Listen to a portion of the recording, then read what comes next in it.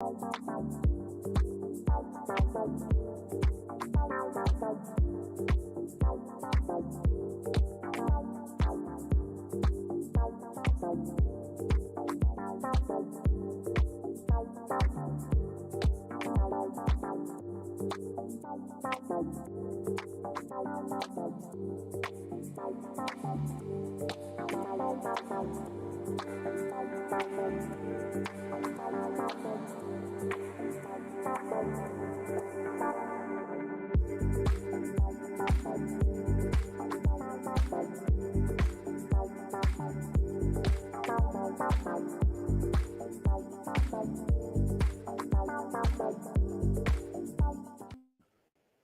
are you going? All good, Maitri?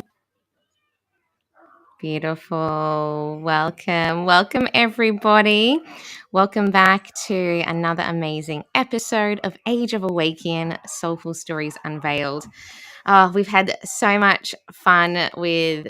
I feel like tech is a piece to master in this world of online world, and all the pieces and the buttons and things like that. So before we jumped on, we had a little bit of a laugh about the joys of tech, and I'm claiming Flea as our tech guru here at Age of Awæcnian and all the podcast pieces there. But it's been an interesting week of massive shifts and shedding and growth. How are you feeling, Flea, with all of these pieces that have been shifting in your world? I absolutely love that you threw that to me, that I'm the tech guru, because it doesn't seem to want to work for me either. And it was my mishap that just happened, because lovely Apple has its own little functions that like to just send you somewhere else. And sometimes you cannot get it quick enough to actually be able to come back to where you're meant to be. But I love it. I love the fact that every single day we just take that step and we just do what we have to do to fix it. And if it works, it works. And if it doesn't, well, it's not meant to. And I guess that's the beauty of what we do, is we understand that sometimes things just aren't meant to happen. And we just let that happen. And obviously, the positive movement forward was that card that came out first. Yeah, that reminds me of the beautiful bird wisdom that's come through with the Willy Wagtails this week, and motion, and just being able to notice when things just need a bit more time, and when to then take action. And it's been really beautiful to notice, even in this journey of taking action and asking amazing people to be part of our summit, and just leaning into those pieces that feel good. And our beautiful guest that we have on with us today, Maitri, I met her at a friend's birthday, another amazing woman that is a mutual friend of ours that's coached both of us. And it was at Burr's birthday where I'm like, who is this magical creature with long, long hair, feathers in her hair, all woven in? I was like, oh, she looks like so relaxed, and like you had this cool vibe to you. And I was like, who is that? And beautiful Maitri, we met and started talking just about life and motherhood, and then music. And Maitri is a beautiful sound healer, and she is one of our presenters at our beautiful summit, Awæcnian Seeking Sovereign Souls. And Maitri is going to be presenting live with us in person at our hybrid event. And she's going to take the journey with the people in the space and online, because we are streaming and sharing the experience online with our audience, into their bodies, into the cosmos, and just really tapping into that space. And so, Maitri, welcome. I'd love for you to introduce yourself and say hello. Thank you so much for having me. And my name is Maitri. It's easy to remember, like my tree, like a tree. And then I'm originally from Japan, and then I moved to Australia about maybe 20 years ago or so. And then I lived in different parts of the world too. When I was in high school, I lived in Alaska as an exchange student for a year. And then I was in New York for 2 years and a half. And when I was studying psychology in the university in New York there. And then also we moved to United Arab Emirates. And that's where my daughter was born. We were there for 3 years and a half. Wow. Wow.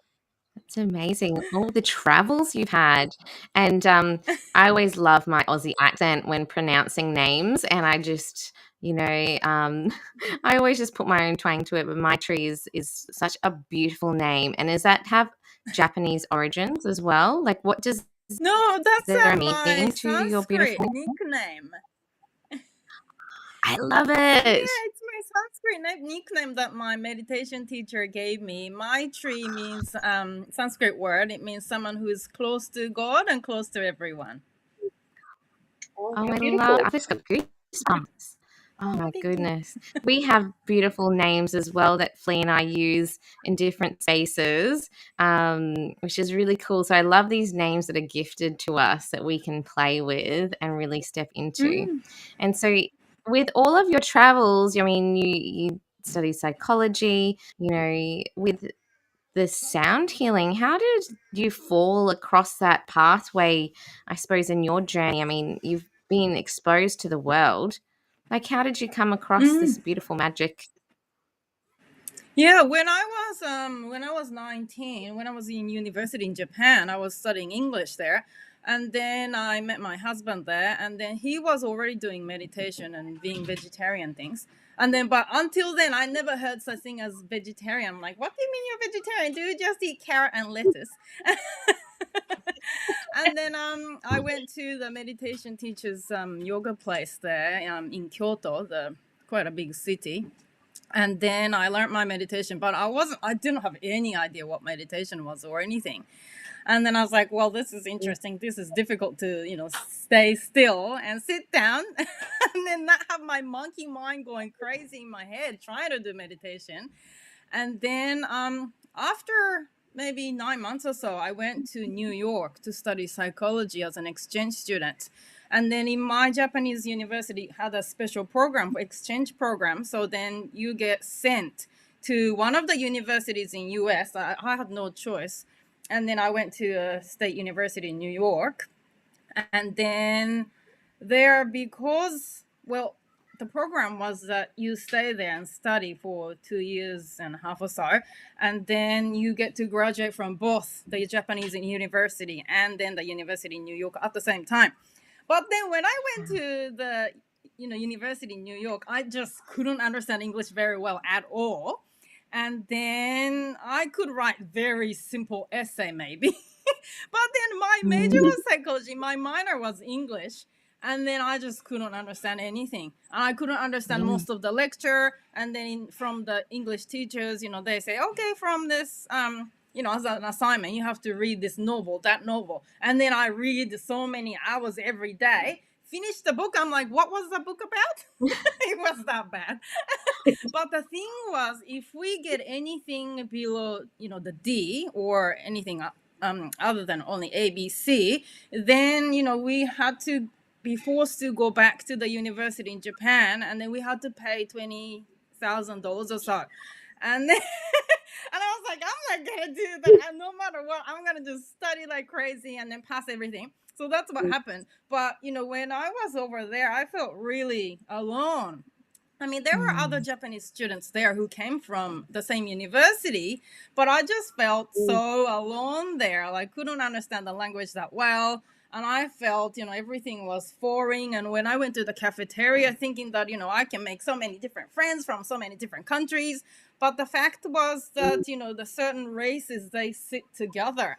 And I felt really isolated. And I thought, oh, wow, I thought I can just be multicultural and then be friends with everyone. But that wasn't the case at all.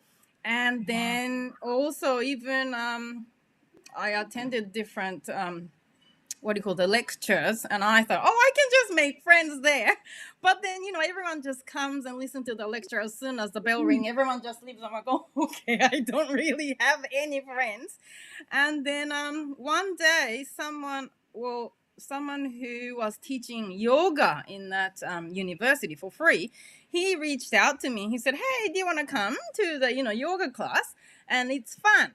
And then there's one particular lady. She was coming as a guest to give a talk after we finished yoga during the meditation and things like that after the meditation. And I was thinking, well, I'm not sure if I'm interested in yoga. I'm like, what's really yoga? But then I decided, okay, I'm gonna just try it out. It's not gonna hurt.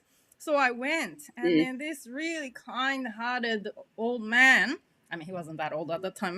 Maybe he was in his 40s or 50s, and he was teaching yoga. You could tell his soul is just really beautiful, and kind-hearted, and just gentle.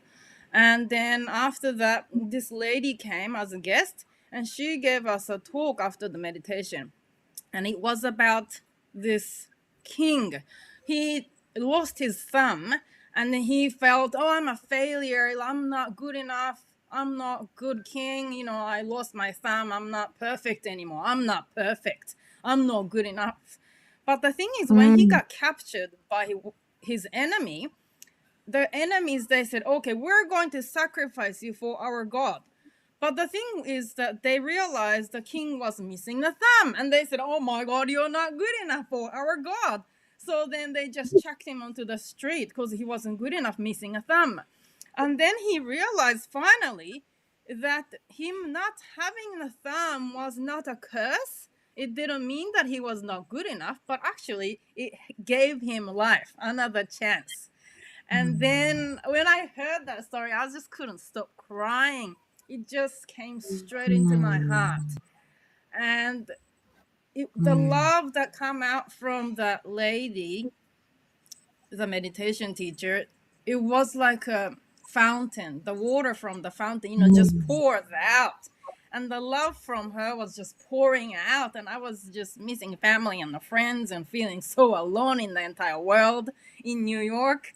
And then I was like, oh my God, I want to be like her. So what does she do? She's vegetarian. She doesn't eat onion and garlic. She does meditation twice a day. She does fasting. I'm like, okay, I'm just doing that. And from that day, I became strict vegetarian. Wow. Wow. What beautiful inspiration. There were so many pieces in that. And it was just that simple, like just wanting to feel connected and to feel that love and like leading you down this path of curiosity. That is so powerful. Those feelings of not feeling good enough, feeling alone is all so powerful. What came through there, Flea? The second card is the emotional withdrawal card. It's all around that separating yourself from those, exactly as you said, Maitri. It's separating yourself from the expectation and just giving things a go. And as you were talking, I'm like, of course, yes, that's exactly why that's there. We just have to let go sometimes of that expectation and just give things a go.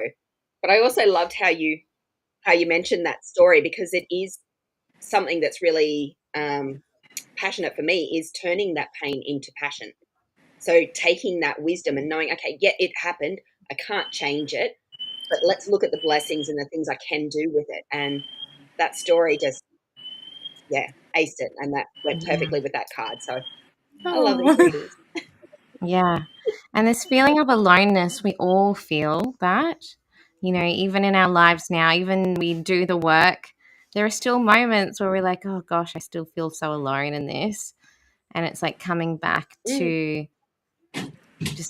your heart, coming back to the self, and yeah, just keep going. And I think those pieces of pressure that you were talking about, with having these expectations of having to perform well, having to learn another language and achieve these results, and still like battling with identity pieces, wanting to fit in.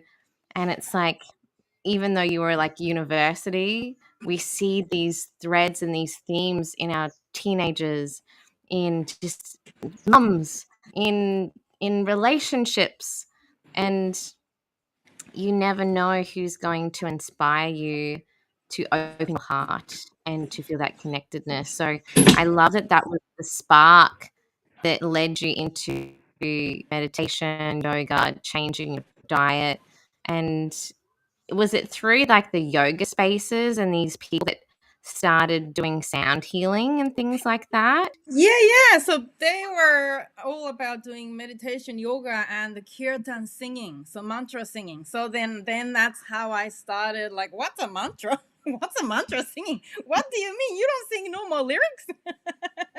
And then that's how I started when I was 19, and then I started to make my own kirtan. So then there's a word, mantra word. Then I just put a new tune to it that I felt it really resonate with me. Like, for example, when I felt really sad and felt alone in this world, especially when I was in New York, then I was just, when I came home from university, I sat on the floor and just play my guitar. I knew only how to play three chords, but then I just create my own kirtan tuning, using the mantra Baba Nam Kevalam. It's a Sanskrit word. Baba just means nearest and dearest. It might be for some people, family and friends. It might be for some people, creator or God or Holy Spirit or cosmic consciousness, whatever that may be for each person. Baba just means nearest and dearest. And Nam just means name. And Kevalam means only. So sometimes it's translated as only the name of the dearly beloved, or love is all there is. And then I just sit there every day for 2 hours or so and play the kirtan. And that's how I started. And then I guess my journey of the sound went from when I was 4 years old, I was playing a classical piano. And then when I was in maybe primary school, so I started to have to practice 2 hours every single day. I'm not sure how I was doing as a primary school child, but I would enter the competition every year, and not really necessarily because I wanted to or I was enthusiastic to do so, but my teacher and my parents tell me, okay, you're gonna enter the competition this year again. Okay, I'm like, okay. I never questioned anything really, and then I say, okay. And then I guess I was perfectionist, and I wanted to achieve well, so then I just kept practicing every day. And then sometimes my mom and I get into a big fight over how to play the piano and things. We never really fought with anything else, but just about piano. And then, well, I guess when I was before I entered high school, so after I finished junior high school, then I felt, well, enough's enough. I don't want to be told how to play music. I don't want to be told how my fingering is right or wrong, or how to make which part of the song should be faster or louder or softer. I'm like, I just want to make my own music. I'm just sick of classical piano being told what to do. So then I just stopped playing classical music completely. And then I started to just create my own sound, not necessarily trying to make a music or the piece to present or perform or anything, but just as a tool to express my feeling, I guess, and just feel good about myself, feel good about the sound I'm creating, instead of being told, no, that's not right. That's not, that's wrong. That's good. Things like that. Of course, I thought, if I make my own music, I'm the only one who can tell me how to play. No one has a right to tell me what's right and what's wrong. So then I started to make my own music, and then I started to make lyrics and created sounds and songs. Then I guess the journey went on from there to that in order for me to truly connect to my heart and higher self, having a lyric was a problem. Because when well, I have a really bad memory. So then when I'm trying to concentrate on singing with lyrics, then I had to remember, okay, I'm not going to forget the next part is this. Instead of really tuning into expressing the emotions and expressing the higher consciousness and be the vessel of the connection of the higher, the cosmic consciousness, and then just let that energy come through me as a sound and let it come out. That's what I really wanted to do. So then I started to, that mantra music was the next thing that I felt really resonated to. And then I guess from there on, I felt, no, the mantra is beautiful, but then I want it to be purely just Om or O sound. nothing else, not any other syllable, nothing, not any other vowel. So then from there it evolved into the cosmic sound healing, which just purely the intention is that I'm being the vessel and tuning and channeling the sound, and then just let it out, nothing else, for the highest good. And then that's what I just love doing. Mm. That's so. What card And came I out, absolutely, Flea? it was actually 3 together. So the first one was the obstacles and challenges. And most people usually think that this is like a negative thing, but it's not. It's exactly what you were saying, Maitri, with the, it just wasn't for me anymore. And that is challenging for a lot of people to actually recognize that, no, that's not what I want. That's not how I'm being called to use this. And, the challenge is, how do you find that in yourself? How do you find that level of, okay, well, what is it that I actually want to do that's different? Like, I can play classical music. It's beautiful. I love it. I'm good at it, whatever. But what can I do with it that makes it mine? And, or not even mine, but just that connection to that authentic part of our soul. And the other 2 cards that were with it was the transformation card. So obviously you're transforming, this music and this wisdom into something that is real for you. And it had the shadow card, but the shadow card has, I don't know if you can see there, I've actually written on it as well. The additional meanings behind it was that it is the moon energy connecting to the emotions. And I thought, as you were saying that, it's like I just wanted to draw it in and to just express that. So those 3 came out together as I was looking at that, and I'm like, okay, there are 2 more, but I'll let the story unfold as they present themselves, because that's what they do. Yeah, it's so Mm. powerful. And when you were saying when you were a teenager, and this is a really pivotal time of development, Flea and I work with teenagers too, but for you to recognize in that rebellious stage, like, no, I don't want to do that anymore. And it's, I suppose, part of our rites of passage to rebel.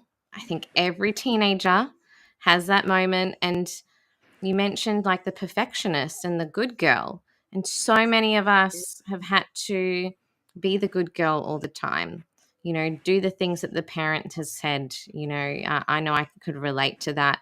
And I know we see it in kids that we work with, not questioning and just going, yep, yes, yes. Or others that just retreat in themselves because they don't know how to express what they actually really want or desire, or even know how to question that. So Mm. I think there were some really beautiful pieces there, that you noticed within your own self, and having the courage to, I think having the courage to stand up to our parents sometimes is really hard in that time, because you love them, you do respect them, and you know I feel like we've spoken about this before, but like I felt in my journey I was like the black sheep of the family, going down the arts, going down dance. I love my mother, we're in a good place now, but she would say, that's going to get you nowhere. You need to get a safe job. What's that going to do for you? That's embarrassing. You're not going to make any money from that. And look, even the path that Flea and I are down now, there are still people questioning what we're doing, what we're creating, and that coming from that soul, that higher calling, just going within and knowing that feeling and that intention. You can't explain that to anyone, and you have to feel it. So I see this beautiful energy in you, and like you're just channeling this beautiful wisdom. I'm so excited to experience that, and I know Flea is too. Oh. Um, and when people experience your music, what have you noticed, I suppose, in the feedback and the changes and the shifts, from clients or experiences that you've run? Like, because you do a lot of retreats, you do a lot of festivals, people like come and perform. Like, what is it that they experience that you've noticed? Yeah, some people let me know that, well, there was one lady who had a shoulder injury, and then she even had a surgery. And then from the injury and then the surgery, she couldn't sleep in a certain position. So she had really bad sleep for weeks and weeks and weeks and months in the end. But then she came to my group sound healing session. And then that night, she said she could actually turn her body whichever the way she wanted without pain. And then for the first time, and she had the best sleep ever, she said. And then from that day, I think she was saying for 2 weeks or so, I can't remember now. It's quite a while ago. She could really have really good sleep without the pain. And also someone else who had car accident, a motorbike and a car accident, and then she had to take a painkiller every day because she had a massive headache, migraine every single day, 24/7. And then she came to my group sound healing session, and then for the first time the pain went from 10 to 2, and then she said it was really amazing that such reduced physical pain was amazing, she was saying.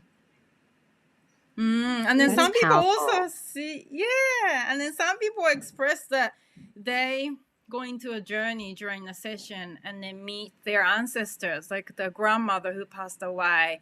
Or some people said to me that they went into this Atlantean cave, she said, and it was really tall cave made with ice. And then she said I was singing there. She said I was a sound healer there.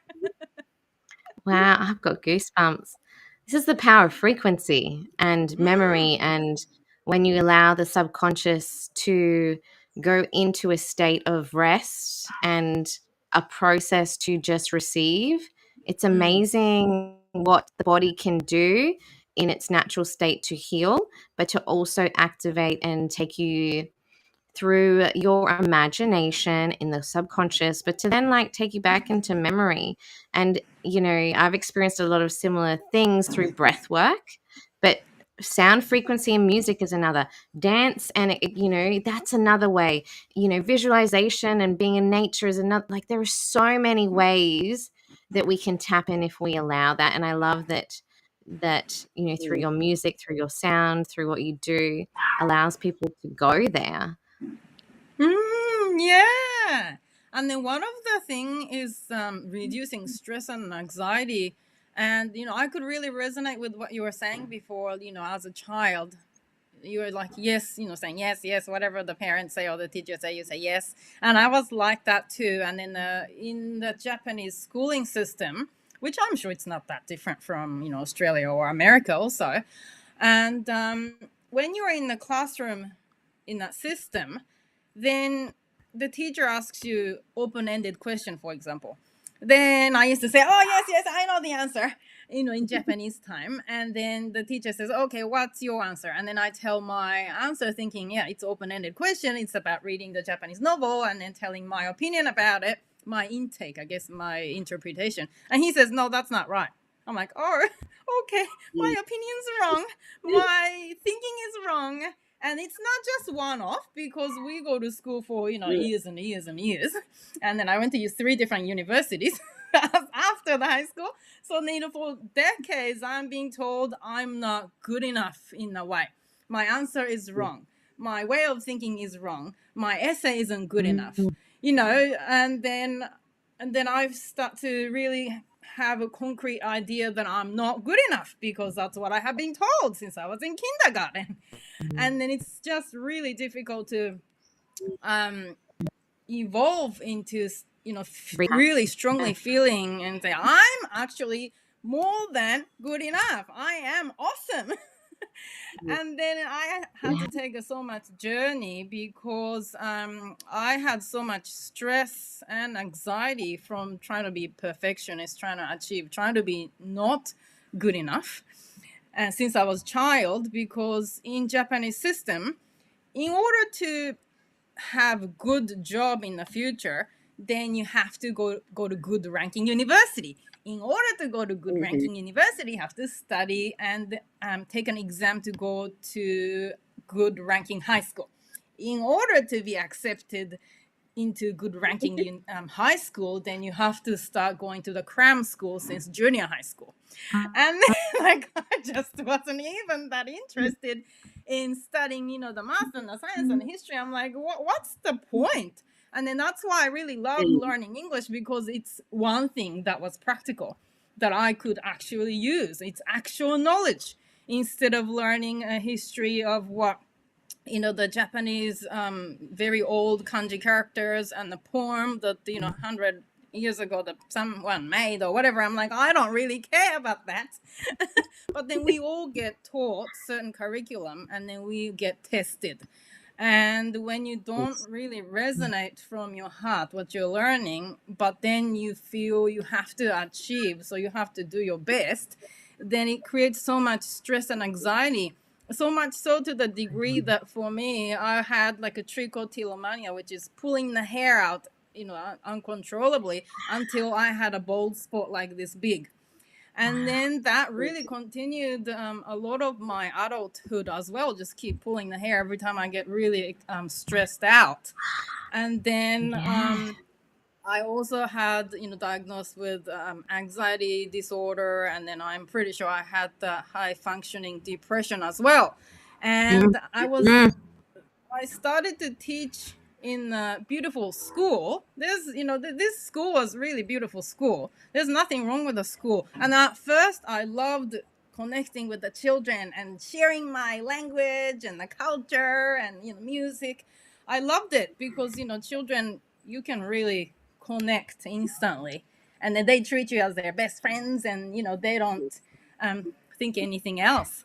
It's just so easy to connect with them and share my culture. It was so much joy and fun.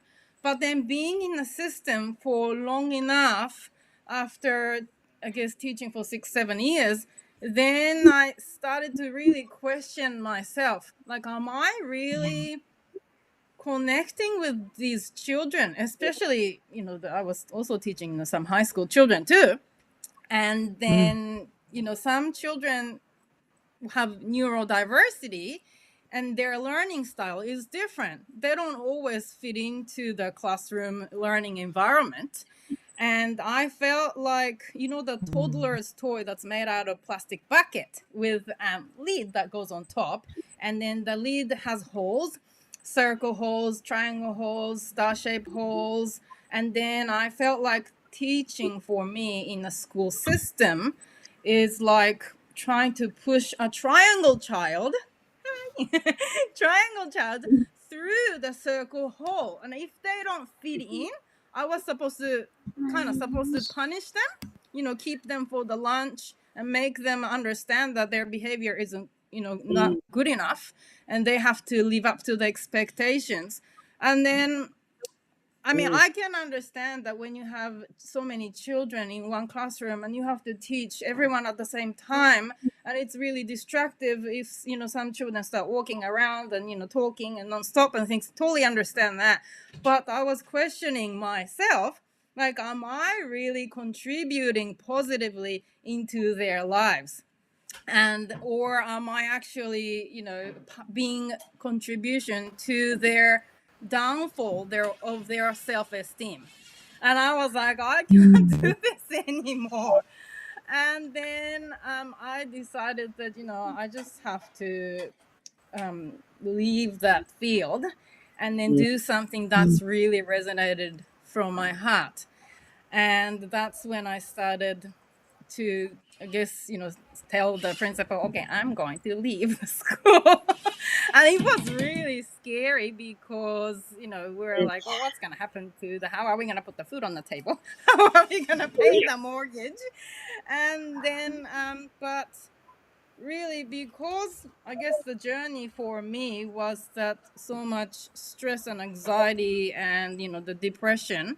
And two, that became so bad to the degree that when I was, driving on the road, I see lots of trees, and then I'm like, which tree should I drive into? And I'm like, well, this is, not right. And then I was thinking, well, if I am to get struck by a lightning tomorrow and die, would I regret my life?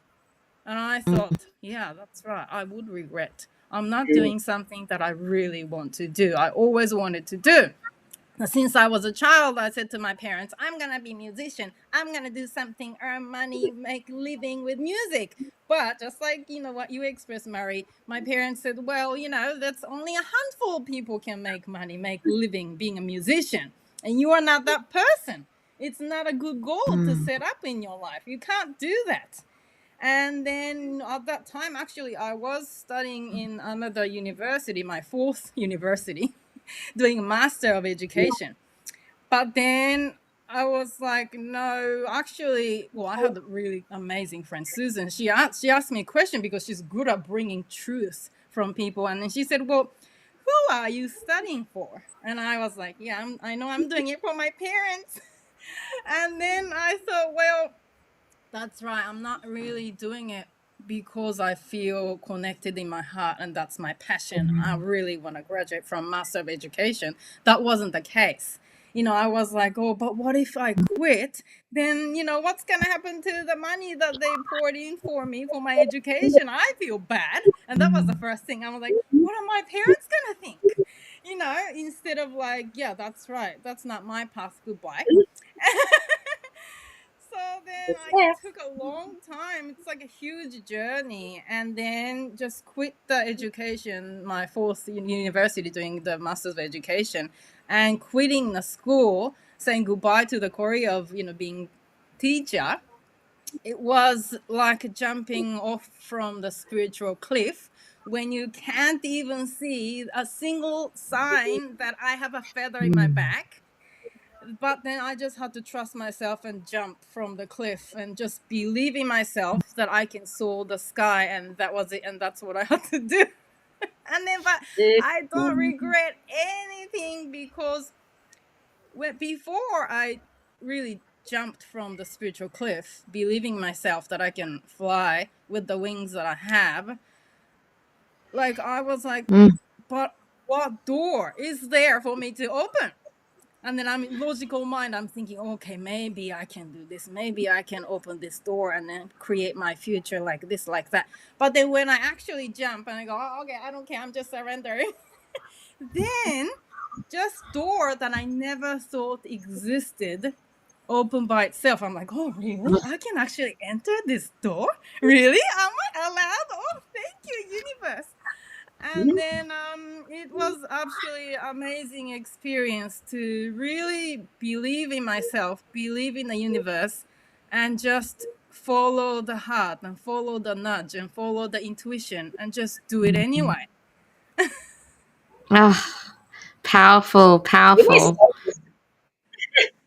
Total soul sister. It's everything you just said there is like my experience. There's some differences, but it was like, yeah, I had the same reminder, like crying my eyes out. It's like, what am I doing? This was my passion. This was my dream. I worked so hard. I went above and beyond to get here, and now I don't want to do it anymore. What do we do with that? And that was that emotional loss card, that letting go, but honoring your feelings. It's like you have to sit there and go, no, it's not right for me. And it may just be that it's just the system. And you are Yeah. in the right. I know that I am meant to be a teacher. Like this is Yeah. what's in my heart, and the knowledge and the wisdom. But I just know that the environment was toxic and wrong, and it didn't actually allow me to teach. And that's that beauty of like, that trying to put those kids into the wrong shaped holes. Like, no, they're beautiful just the way they are. And why can't it be us that is that small few that can make a living from music or whatever our passions is? Like, who says that it's only the person that got there? Like, that's incorrect. Like, they had the dream as well and they took the leap. And that's the only reason they're up there in that profession in the first place. For me, it was actually a teacher that told me, you can't just be a mum. You've got to get a job. Women these days have to work. And I was like, oh, okay, well, what am I good at? And I went down the path of, okay, well, I'm an artist. So, how can I make money with art? Well, the best way is probably through fashion. So, you go through all of your systems and you learn different things. And then you go, actually, this isn't as easy as I thought it was. And I still ended up back in teaching, which is caring for kids and ultimately what I wanted to do in the first place, which was be a mum and be surrounded by children. And I was like, if only my teacher had said, there's other ways to, have a career and still have children and family and all of these things, then that pathway would have been streamlined and I wouldn't have wasted 20 years doing, well, it's never wasted, but, I wouldn't have spent all of that time trying to be someone I wasn't. And I think that's the beauty of what you were Mm. just saying there. It's deep down, it's like, this is who I wanted to be. And as children, we actually know this. And if you spend any time like just watching a child, you can actually see exactly where their heart is and exactly what lights them up. And when they're driven in that way, then all they can do is succeed. And I've got two beautiful children, and I regret the fact that we went through the system of, okay, now get a job and do this. And every time I tell my daughter, it's like, you have a voice, you are a musician, you are beautiful, use it. It will open up when that's what you're doing, when you love what you do. And she's just started. She's created a beautiful song for us for the Academy, and it's absolutely divine. And I just, Yes. yeah, that wholesomeness, that letting go of the emotional expectations. Like, just because it's an expectation, just because you've done it, doesn't mean it's wasted. Everything comes back around. I've used fashion multiple times since then, and it's just a skill. Nothing's Mm. wasted. Mm. And all of those skills that you've developed in your life and Flea's life and my life and anyone that's listening, they're beautiful foundations of understanding yourself, what your gifts are, what you like, what you don't like, what you're just truly passionate about. But that spiritual leap of faith, because all three of us Mm, left the industry, and it's hard to have that. It's that safety net, and I've spoken about this mm, in other spaces too, and even like being in the work we're doing now that is so soul led and is divinely guided, and that we have this deep faith and trust. There I'm still dealing with the real pieces of like, okay, my mortgage is actually due today. That school that I did relief work in, that is not enough. And I know that I'm going to be okay. My family's going to be okay. But it's still facing those pieces of, oh shit, how are we going to do that? And still have the faith and the belief. Flea and I were talking about faith and belief being similar, but there's still different parts of that to take those leaps of faith and to trust that the doors will open. And being in that discomfort of the unknown is part of the courage. And I was reading this section in Brené Brown's work, Dare to Lead, and she was talking about, this piece about living life courageously and with courage. Not many people do that. And to continually just stretch yourself when you don't know what's going to happen and there's so much fear around it, and to still do it anyway, that's leading yourself from your heart, from what lights you up. And if more of us led from that place, oh my goodness, how much more can we shift and support each other? So I'm just really mm, celebrating you and celebrating all of us as Oh, well, because it's mm, hard. It is hard. But then when you're in it, when you love what you do, that's where the ease and the grace comes. So yeah, it's so mhm, beautiful. And I know being in the system, I tree, because you've got kids of your own that you've taken out of that system, and your husband is also a teacher too, I believe, that goes to teaches at Steiner. And Flea and I've gone to a Steiner school to look at how it's structured, but to also how they unschool and rewire. Um, mm. and so your kids get to witness this. And what have you noticed, I suppose, in you leading in this way with your passions, your gifts in that heart centered way, but also being a mum and also being a wife and all the things? What have you noticed, I suppose, with your children and how they see you and notice the things you're doing that's different from how we were parented? What have you noticed with them? yeah. So sometimes I take my daughter, especially, to my group sound healing session, and then I get her to be in charge of doing the video. And then when before we do the group sound healing session, I mean, during, I guess I should say during this group sound healing session, first hour is discussion and talking and connecting with ourselves and our truth. And then the second half is a sound healing session. And then so she has sat in a circle with other women and other men. And then actually she started to, get involved in that conversation. And I was like, oh, that's so nice that she's, involving herself. And I felt really grateful and proud as a mom that I can bring her into that circle where she can witness that it's safe to be vulnerable, safe to share the truth and still be accepted, and try to transform together as a group, and also connecting and sharing is a great gift. And I never had that opportunity when I was growing up. And just watching my grandparents and my parents living their life the way they did, they couldn't always do what they wanted to do, of course. And my mom's side of the grandpa, I mean, they all passed away, but he was on a wheelchair. And then so he always called his wife's name Echo, Echo. And even when my grandma was she might be upstairs playing with me or something, but then as soon as she hear her husband call her name, she's like, oh, I have to go now. And then she just run downstairs and help him. And then he tells her, okay, bring me the green tea, or bring me food, or do this and do that. I was watching them and thinking, well, I'm not sure if I want to live like that, being ordered around and being a servant.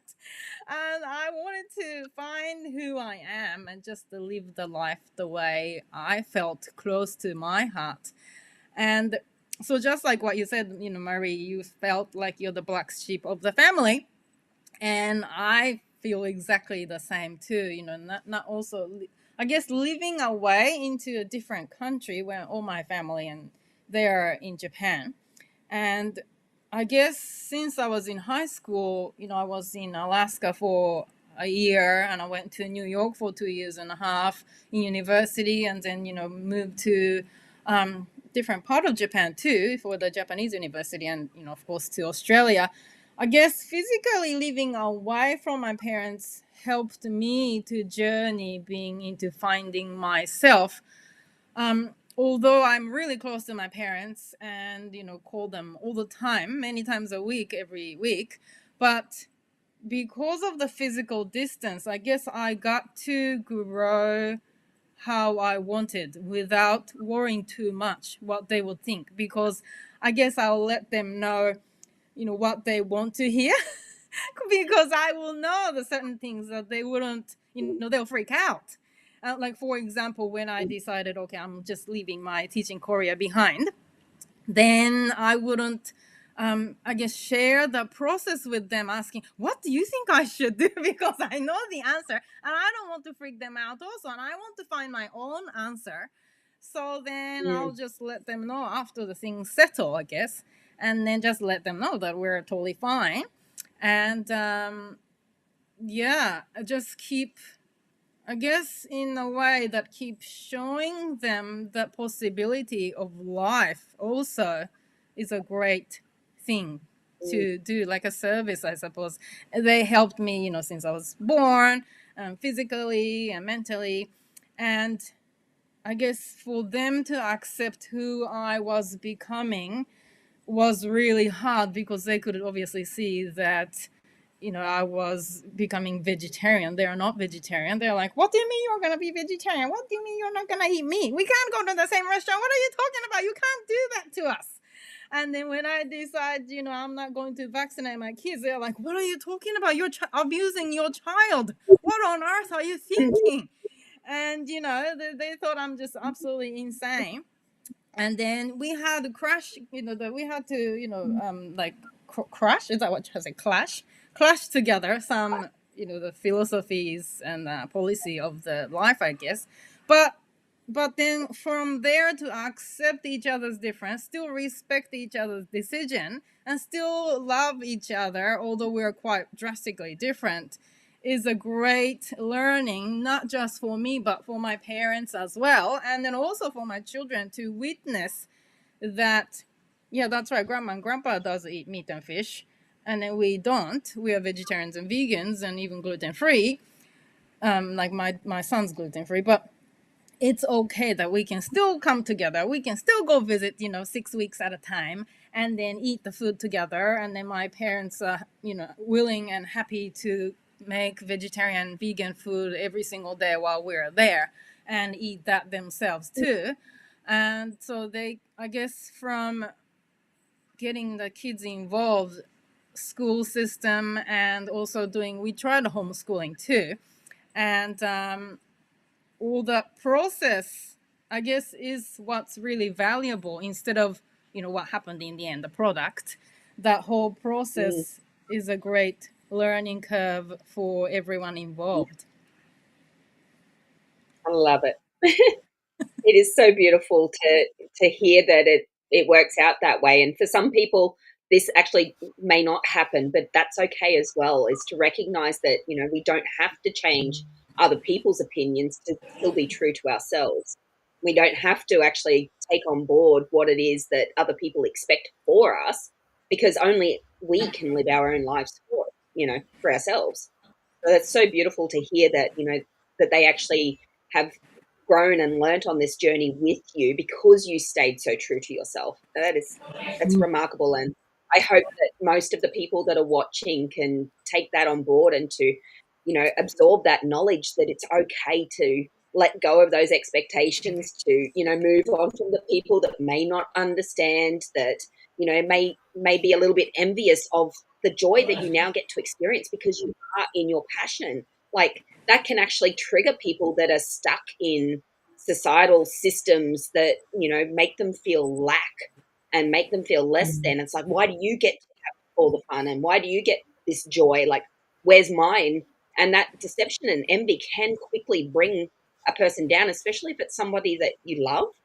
And I know I've experienced, conflict in my life where it's like I want to grow and I can't share what I'm learning because the people around me don't understand. And that can be really difficult to stay true to yourself and to know that it is actually okay if they don't understand. It's okay to still love them and to stand up for yourself and to hold yourself in that knowledge that, no, I'm doing this for me. And I did the same thing, quit my job, finding a new way, trying to find ways to make budgets meet and do all things.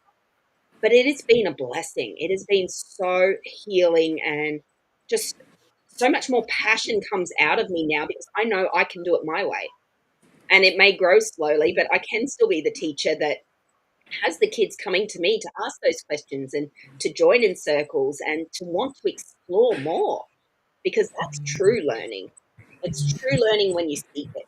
And I so love this interview. It's fabulous. Ah, Oh, so I beautiful. really resonate with what you're saying, Yeah. Felicia. Yeah, absolutely. Because I was a person who is always bending backwards to please other people and put my need at the very last, and my desires and the need at the very bottom of the list and put everyone else's need. And then that's part of the reason led me to having so much stress and anxiety, not being authentic in my heart.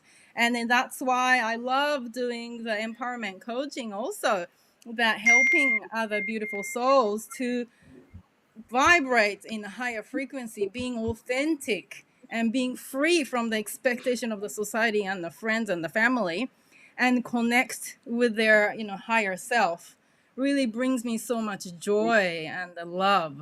So I love doing it. Yeah. It's powerful. And I love the piece of like inviting your daughter into the circles. And similarly, I comes to a lot of things with like that Flea and I do as well. And, even when I would go into women's circles, I'd ask the facilitators, and most of them would be like, yeah, that's okay. There is that piece of like, oh, as long as she's quiet in the background, or maybe she can go here. But there have been times where I've been with women and she's been curious to see And then one of my friends who was facilitating just grabbed her hand and led her through and be a part of it, and she just got to witness me, dance and move and just let out sound, because that piece of expression, that even just to let out a people still struggle to sigh Mm. in front of Yeah. others because of a fear of judgment, or like, Mhm. oh, I don't normally make that sound. And she got to see Mhm. myself and other women just, let go of those emotional pieces. And she comes to a lot of our things because I want her to know that there is another way, and it is really powerful. And even like the summit, the event that you're coming to, she's going to be there too. Your daughter's welcome too. I Oh. mean, there is a spot in, we've got another area. And I was saying to Flea, part of the reason that we create these events is not only for the adults and that transformation, but that generational piece, the piece about our children and the legacy we're leading. Like, these are children of amazing people who Mm. are witnessing us as leaders. Yes, they will still be like, I'm going to be on my device and play this game. That's okay. Or they may talk to another kid. That's okay too. And just letting them know that this process, you do need to be quiet because we're filming this, and that respect of what's happening in the space. But they could be like joining in with us and meditating and absorbing the sound, or they could be in another space. But having them there, I think, is really important in what we're building in community, Mm. and just building that piece of witness and experience, I think, is really It important. is And the for us learning. as adults, it is. And I think for us as adults Yeah. to also let go of like having things to be perfect or filmed a perfect way. Like, even Aya just coming in, I did mute it because she was like, I'm hungry. I'm like, oh, where's this? I'm like, go over there, you know? And there are parts of, even in my own story, I'm like, that I've just had to notice and let go and just push back, because I am still human. I'm still mum. I'm still me. And like those pieces of like, that's not professional. She should just go over there. And it's like, no, these are the parts of like, let's just have a hug. There's been times where Aya's come in and Flea and I've been talking and she's in her undies. And it's like, did you like, did you see it? She's like, no, the camera. But I'm like, oh God. But I mean, those parts of safety and protecting our children, that's an important piece too. But I think that piece of just her feeling safe enough to know, okay, I can come to mummy here. But then also, if there's other things going, actually, I actually need you to just not come in because I'm talking about certain things or this, and having those boundaries, is important too. So yeah, I love that we're creating this for communities, which is beautiful. And we're Mm, human yeah. and we have to honor the person, don't we? Yeah, yeah, and what a gift that they're being included in the process of creating upliftment in the entire earth, because they're the next generation and they can see us growing, and then while they're seeing us grow, then that growth and transformation can become a norm for them. It wasn't for us when we were Mm. growing up, but it can become norm for them. Like, oh yeah, that's what my mom did, and my dad did, and yeah, I can do the same. What's the problem? And that is 100% what we want. We want to be able to invite curiosity to what could I become rather than what do I have to become. Because that's where the celebration of humanity comes, is when we're in our genius zones, when we're in our glory and our heart, we master what we do. Because nobody that is in a job that they love is going to do a half completed job. They're going to give their all. And if something doesn't work, they're going to keep at it. They're going to learn new ways. They're going to, push and drive to always exceed and excel because they love it. And that is mastery. Whereas at the moment, so many people are in jobs they don't like. It's like, oh, yeah, I didn't do this and I didn't do that and I don't care because it's, somebody else's problem. It's not my problem. We find that disconnect, and we can feel it in society, and it is making us sick, and our poor children are suffering with this anxiety and this depression at such a young age, and they really shouldn't, because they're innocent and they need to know that there is something out there for them. If they're in a bad situation, they can improve. If they're in a great situation and they want to do something different, then they can. These options are available because we as people and our consciousness and our awareness allow us to grow. And that is the beauty. And what this summit, what the academy, what we are all here to do is to make sure that we're providing this space for our children, because we will be gone and they will be left behind, and we don't want to leave them with wounds and curses and all of this trauma to have to heal on their own. We want them to be solid in their foundation so that they can then continue that cycle for their children and future generations. And it's the only way to be, in my eyes. Yeah. Oh, I love that. I love that. Thank you, Felicia, for sharing that. I'm so resonate. Yeah. Such a beautiful way to finish up today. And Maitri, if people want to come and find you, how can they connect with you? And where can they find you and listen to your music too? Yeah. Actually, I would love to gift anyone who wants my free sound healing recordings. One of them, I can send two of them. One is about 6 minutes or so. The second one is about 10 minutes or so. They're set to really help relax and then go deep in their heart and enhance their peacefulness. So it will be a great thing. They can listen when they do meditation or when they go to sleep or first thing when they wake up or even when they're driving the car. Yeah. This one's Yes. safe. So This one's safe to listen to. yeah. Oh, I love that. And so Yeah, feel so free they to can. drop And if you, those links.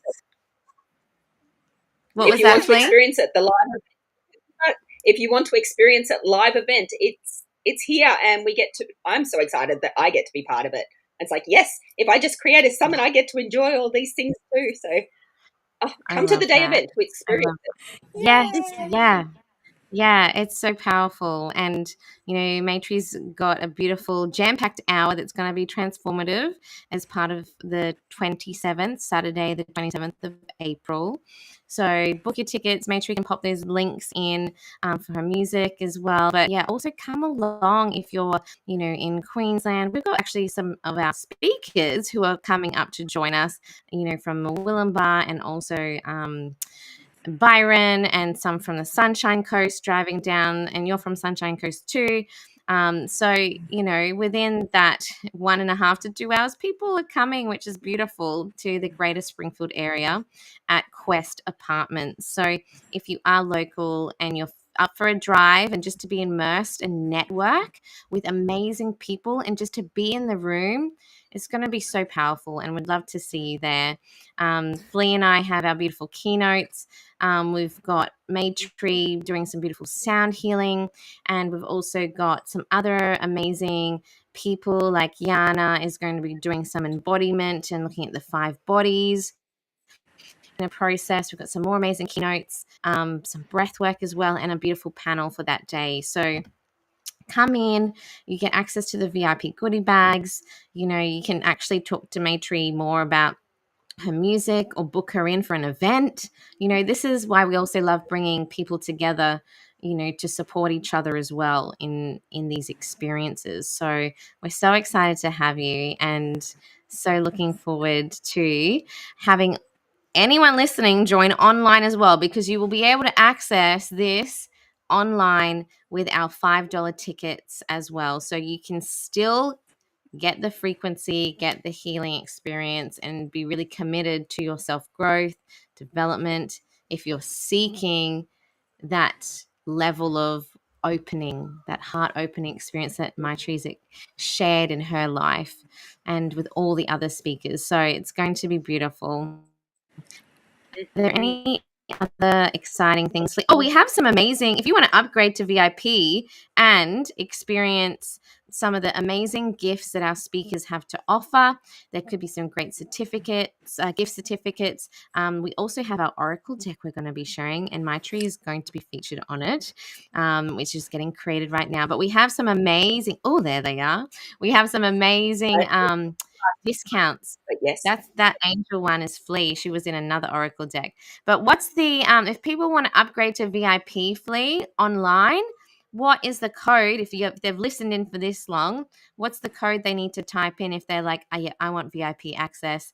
They get 6 months access to you might need to pull up the codes. 6 months access to the amazing content and also last year's content, access to the VIP goodie bag. So there is, free mini courses, free gifts. There is a beautiful soul reading for one of our speakers. VIP is a half an hour soul reading session. There is excellent discounts on our Oracle cards. But you can type in a very special code to get 50% off VIP. And our VIP tickets are valued at $99 US. So 50% of that is like what, $45, $50. And I think there's a very special code or word that we need to put in. Please having a quick look. I had it up in another meeting earlier. I'm just trying to find we it. will share it in the link. Yes, There we'll are a share few it in the discounts, chat. but we will share it.